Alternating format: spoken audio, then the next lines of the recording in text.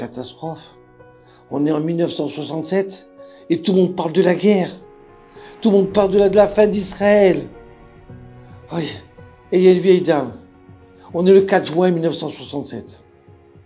Aujourd'hui, c'est la Haskara, la Iloula du tzaddik Rav Chaim Rouri. Il faut que j'aille allumer une bougie. C'était notre Rav de Gabès. Il est monté en Israël. Et depuis qu'il est enterré à Beersheva, on m'a parlé de lui. J'allume tous les années une bougie. Mais là, il faut que j'allume une grande bougie. Il faut qu'il nous sauve. Le monde entier, tous les Juifs, ils sont en train de pleurer, on tremble. En Israël, vous savez quoi? Ils nous ont demandé de creuser des tombes dans les stades. Tellement que ils pensent que c'est la fin. On a tous peur. Même Rabin, le chef d'état-major. Et Nasser, il continue à crier contre nous. On va les éliminer, on va les exterminer. Et voilà, j'arrive sur la tombe. Rav Chaim Rouri, alors il faut que tu nous sauves. Prie à Hachem. Et j'allume la bougie. Elle s'allume pas. Ouais, qu'est-ce qui se passe? Bon, c'est rien. Je rallume une deuxième. Elle s'allume pas. Je rallume une troisième. Mais qu'est-ce qui se passe? Je comprends pas. Donnez-moi un briquet. Et voilà qu'on me donne un briquet. Et je tremble. Et j'allume. Et de ce coup, il y a un coup de vent qui passe. Ouais. Et elle s'éteint. Ouais. Le tzaddik, il veut pas nous sauver. Le tzaddik. Ouais, mon Dieu. Aïe, aïe, aïe. Et elle rentre à la maison. Et elle pleure. Elle pleure. Ya Rabbi, qu'est-ce que j'ai fait, moi? Oui, le peuple d'Israël est en danger. Et elle s'endort.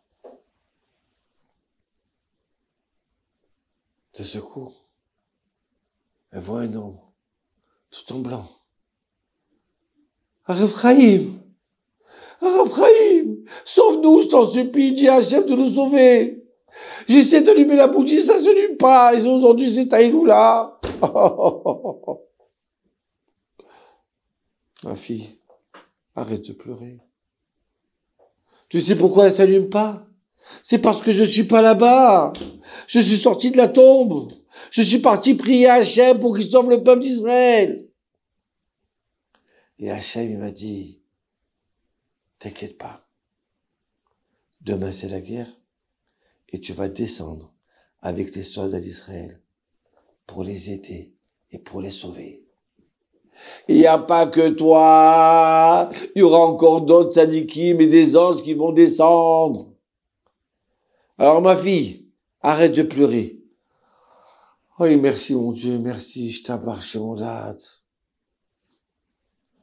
Et voilà qu'une semaine après, ça y est, tout le monde connaît l'histoire.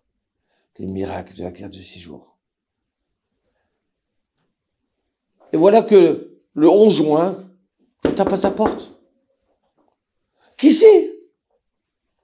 Excusez-moi, je suis un soldat. Un soldat d'Israël, rentre mon fils, rentre vite. Excusez-moi, ici c'est l'adresse. Oui. Attends, bois quelque chose, qu'est-ce que je te donne à manger? Ouais, je t'embrasse, mon âne. Viens, je te donne à manger, je te donne à boire. Qu'est-ce que tu veux, mon fils? Qu'est-ce que tu veux? Mange un peu. Tu veux te reposer? Oui, d'accord, mais juste, qu'est-ce que tu veux, dis-moi? Je suis venu voir le Rav Chaim Rouri. Quoi? Oui, il m'a donné l'adresse.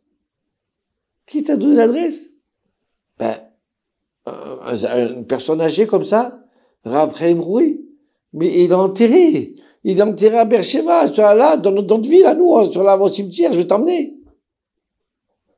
Comment c'est possible, ça? Pourquoi? Explique-moi. Vous allez pas me croire. Mais je vais vous raconte l'histoire. Moi, je suis un soldat. D'accord? J'ai pas appris la Torah, j'ai pas appris les mitzvot. Et je démarre la guerre. Dans un tank. Avec toute mon équipe.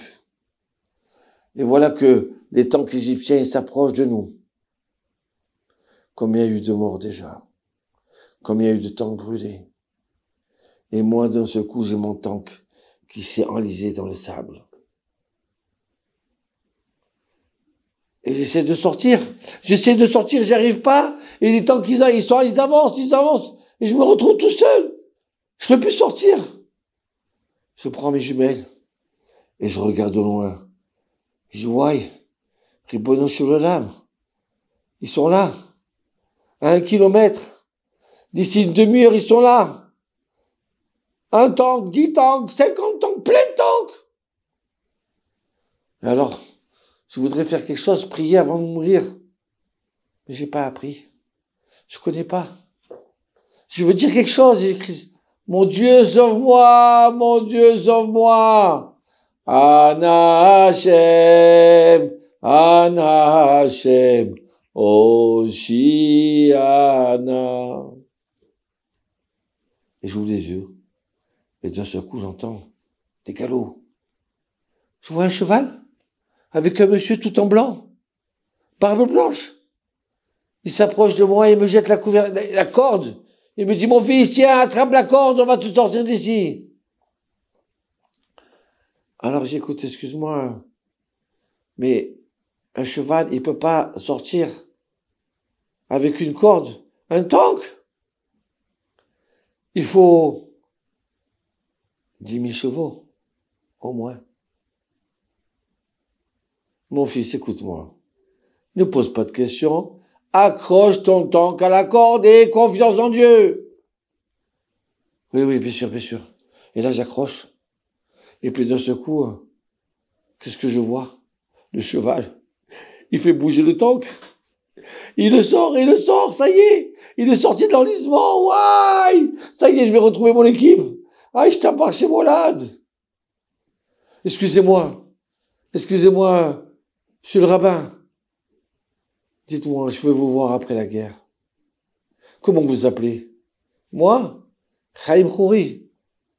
C'est quoi ton adresse? Je t'en supplie. Je pars pas d'ici. Tu me dis pas, je ne pars pas d'ici. Ça va, calme-toi. Vas-y, note l'adresse. Et voilà. Et d'un seul coup, les tanks égyptiens se sont arrêtés. On ne sait même pas pourquoi ils se sont arrêtés. Renversement de situation. On a gagné la guerre. En 6 jours. Miracle. Donc voilà. Je suis venu voir le Rav. Et maintenant, vous me dites qu'il était mort. Il me dit, oui, mon fils. Écoute bien, mon fils. Je l'ai rêvé la veille de la guerre. Il m'a dit, Hachem, il m'a envoyé pour faire gagner la guerre, pour aider les soldats d'Israël. Donc, comme il t'a dit, comme à moi il m'a dit, eh ben voilà, il t'a sauvé. Ouais. Souvent, le Rabbi Moud, il aimait raconter son histoire, l'histoire de son Rav, le Rav Chaim Khouri. Et voilà qu'un jour, on se trouve à Jérusalem. Le Rav et moi, on rentre au restaurant. Et dans ce coup, au loin, on voit un monsieur avec un chapeau, avec une veste. Et là, il me dit, Dov, tu sais qui c'est ce monsieur-là? Ce religieux-là? Ce tzaddik-là? Non, Rav, je ne sais pas. Eh bien, écoute bien, c'est le soldat que le Rav Khouri, il a sauvé pendant la guerre de 6 jours. Il s'appelle Monsieur Spector. Ouais. Je t'embarque chez Molad. Aïe. Hachem ne nous abandonne jamais. Hachem est avec nous. Toda Rav.